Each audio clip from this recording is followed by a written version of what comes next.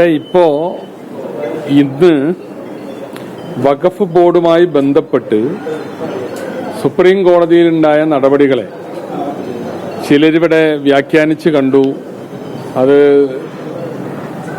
സർക്കാരിന് വലിയ തിരിച്ചടി ഈ കാര്യത്തിൽ ഉണ്ടായിട്ടുണ്ട്. ഇതിൽ സർക്കാരിനൊരു തിരിച്ചടിയും ഉണ്ടായിട്ടില്ല. എന്താ സംഭവിച്ചത്? വഖഫ് ബോർഡ് നിയമനത്തിനെതിരായി കേരള ഹൈക്കോടതി ഒരു വിധി പുറപ്പെടുവിച്ചു. അത് തെറ്റായ തരത്തിലുള്ള വഖഫ് ബോർഡ് നോമിനേഷനെതിരായ വിധിയായിരുന്നു. അപ്പൊ ആ വിധിയിൽ അപ്പീൽ പോയതാരാ? ഈ തെറ്റാണ് എന്ന് ഹൈക്കോടതി കണ്ടെത്തിയ വഖഫ് ബോർഡാണ്. അതിന്റെ ചെയർമാനും അതിലെ ഒരു അംഗവുമാണ് സുപ്രീം കോടതിയിൽ ഹൈക്കോടതിയുടെ വിധി മാറിക്കിട്ടണം എന്ന് പറഞ്ഞ് അപ്പീൽ പോയത്. സുപ്രീം കോടതി എന്താ പറഞ്ഞത്? ഈ കേസ് ഇപ്പൊ സുപ്രീം കോടതി കേൾക്കേണ്ടതില്ല, നിങ്ങൾ തിരിച്ച് ഹൈക്കോടതിയിലേക്ക് തന്നെ പോയിക്കോളുന്നു. അത് വിജയമാണോ പരാജയമാണോ? ഇത് ഈ ആളുകളെ ഇങ്ങനെ തെറ്റിദ്ധരിപ്പിക്കുക എന്ന് പറയുന്നത് എത്ര മോശമാണ്. ബഹുമാനപ്പെട്ട സുപ്രീം കോടതി പറഞ്ഞത് ഈ വിഷയം ഇപ്പൊ ഞങ്ങൾ കേൾക്കേണ്ടതില്ല, ഇത് ഹൈക്കോടതിയിൽ തന്നെ തുടർന്നാൽ മതി എന്നാണ്. അപ്പൊ ഹൈക്കോടതിയിൽ തന്നെയാണ് ഇനി ഈ കേസ് തുടരുക. ഒന്ന്. രണ്ട്, അതിലാകെ വന്നൊരു പരാമർശം, ഹൈക്കോടതി അതിൽ ശരിയായ രീതിയിലുള്ള ഒരു ജോയിന്റ് സെക്രട്ടറിക്ക് അതിന്റെ അധികാരം നൽകണമെന്ന് പറഞ്ഞു. അപ്പൊ ഞങ്ങൾ ആ ജോയിന്റ് സെക്രട്ടറിയെ, കഴിഞ്ഞ ഗവൺമെന്റ് വെച്ച ജോയിന്റ് സെക്രട്ടറിയെ മാറ്റി ശരിയായ രീതിയിലുള്ള നോമിനേഷൻ ആ കാര്യത്തിൽ ചുമതല നടത്തി. അപ്പോൾ ഹൈക്കോടതിയിൽ ഒറ്റ പരാമർശമേ ഉള്ളൂ. സുപ്രീം കോടതിയിൽ ഒരു പരാമർശമേ ഉള്ളൂ, ഹൈക്കോടതിയുടെ മേൽനോട്ടം ഇപ്പോൾ ഉണ്ടല്ലോ. അപ്പൊ ആ സാഹചര്യത്തിൽ ഈ പറഞ്ഞ ജോയിന്റ് സെക്രട്ടറിയുടെ മേൽനോട്ടം വേണ്ടതില്ല. ആയിക്കോട്ടെ, കോടതി അങ്ങനെയാണ് കണ്ടെത്തുന്നത്. സുപ്രീം കോടതി അങ്ങനെ പറഞ്ഞാൽ അതിലാർക്കും ജയവും പരാജയമൊന്നുമില്ല. അപ്പൊ സത്യത്തിൽ അപ്പീലുമായി സുപ്രീം കോടതിയിൽ പോയവർക്കൊന്നും കിട്ടിയിട്ടില്ല.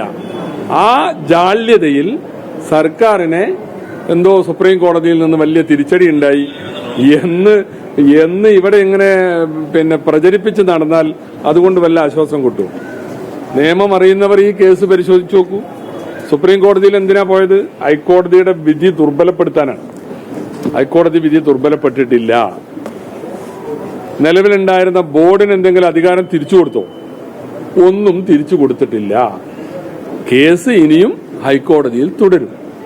അത് മാത്രമാണ് ഉണ്ടായിട്ടുള്ളത്.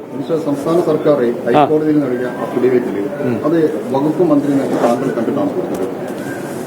എല്ലാ അഫിഡവിറ്റുകളും ഞങ്ങൾ ബന്ധപ്പെട്ട വക്കീലന്മാർ ചർച്ച ചെയ്യുമല്ലോ. ചർച്ച ചെയ്തിട്ടുണ്ട്. ഞങ്ങൾ ചർച്ച ചെയ്തിട്ടുണ്ട്. എന്താണ് അതിൽ വിഷയം? എന്താണ് അതില് നിങ്ങൾ ഏത് പോയിന്റിനെ കുറിച്ചാണ് ചോദിക്കുന്നത്? അല്ല, ഭേദഗതിയിലെ 14-ാം വകുപ്പ് സ്ട്രിക്ട്ലി നടപ്പാക്കും എന്നാണ് പറഞ്ഞിരിക്കുന്നത്. അതിനകത്ത് പറഞ്ഞിരിക്കുന്നത് താങ്കൾക്ക് കീഴിലുള്ള റവന്യൂ എഫ് വകുപ്പിലെ അണ്ടർ സെക്രട്ടറിയാണ് അതിൽ ഉൾപ്പെട്ടിരിക്കുന്നത്. അപ്പോൾ മിനിസ്റ്റർ നിലയ്ക്ക് താങ്കളത് കണ്ടിട്ടുണ്ടോ? അല്ല, ഞാൻ അങ്ങനെ കണ്ടില്ലേ എന്നുള്ളതല്ല ഇവിടുത്തെ വിഷയം. കോടതിയിലുള്ള പ്രശ്നം എന്തായിരുന്നു? കോടതിയിൽ ചോദ്യം ചെയ്യപ്പെട്ടത് ഇത് റെഗുലർ ആയിട്ടുള്ള നോമിനേഷൻ അല്ല, അതിൽ ഈ പറഞ്ഞ പോലെ നോൺ മുസ്ലിം പ്രാതിനിധ്യം ഇല്ല എന്നുള്ളതാണ്. അതിൽ ഞങ്ങൾ ഒരു റിപ്ലൈയും ഗവൺമെന്റ് കോടതിയിൽ അത് പറഞ്ഞിട്ടില്ല. കോടതിയാണ് അതിനെക്കുറിച്ച് പറയേണ്ടത്. പിന്നെ ഇവിടെ പ്രചരിപ്പിക്കുന്നത് BJPയുമായി ഒത്തുകളിച്ച് നോൺ മുസ്ലിം പ്രാതിനിധ്യത്തിന് വേണ്ടി ഗവൺമെന്റ് ശ്രമിക്കുന്നു, അല്ലെങ്കിൽ ഞങ്ങളുടെ പാർട്ടി ഒക്കെ ശ്രമിക്കുന്നു എന്നൊക്കെ പറഞ്ഞ് പ്രചരണം നടത്തുന്നവരുണ്ട്. അവര് ഇപ്പൊ ഈ കേസ് സുപ്രീം കോടതിയിൽ കൊടുത്തപ്പോ അവര് കൊടുത്തൊരു അഫിഡവിറ്റ് ഉണ്ട്. എന്താ?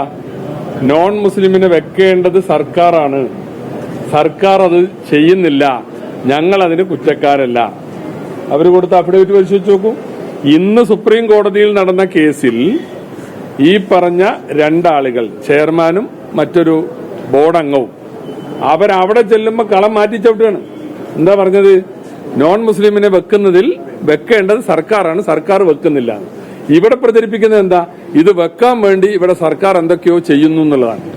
സംഗതി നമ്മുടെ രാജ്യത്ത് വഖഫ് ഭേദഗതി നിയമം പാസ്സാകുന്നതിന് മുമ്പ് അതിനെതിരെ അതിശക്തമായി രാഷ്ട്രീയ നിലപാടുകൾ എടുത്തിട്ടുണ്ട്. പക്ഷെ പാസ്സായി കഴിഞ്ഞപ്പോൾ അത് നിയമമാണ്. എന്നിട്ടും ഞങ്ങൾ എല്ലാ വിഷയത്തിൽ രംഗത്ത് വന്നത് ഇവിടെ കഴിഞ്ഞ ഗവൺമെന്റിന്റെ കാലത്ത് വന്ന വഖഫ് ബോർഡിലെ നോമിനേഷനെ കുറിച്ച് പല വിധത്തിലുള്ള ഇറഗുലാരിറ്റി പറഞ്ഞതിൽ ഒന്നാണ് ഈ പ്രശ്നം. ഏതായിരുന്നാലും ഈ പ്രശ്നം സുപ്രീം കോടതിയുടെ മുമ്പിലുണ്ട്. തമിഴ്നാട് കേസുമായി ബന്ധപ്പെട്ടിട്ട് സുപ്രീം കോടതി പറയട്ടെ. രാജ്യത്ത് കോടതികൾ പറയുന്നത് അനുസരിക്കാൻ എല്ലാവരും ബാധ്യസ്ഥരാണ്. അപ്പൊ സുപ്രീം കോടതി അതിൽ എന്താണ് നിലപാട് സ്വീകരിക്കുക? വഖഫ് ഭേദഗതി നിയമം പാസ്സായിട്ടുണ്ട്. അതിലുള്ളതാണ് ഈ 2 നോൺ മുസ്ലിം ഇഷ്യൂ. അത് ധൃതിപ്പെട്ട് എന്തെങ്കിലും ചെയ്യാൻ ഈ ഗവൺമെന്റ് ഒന്നും ചെയ്തിട്ടില്ല.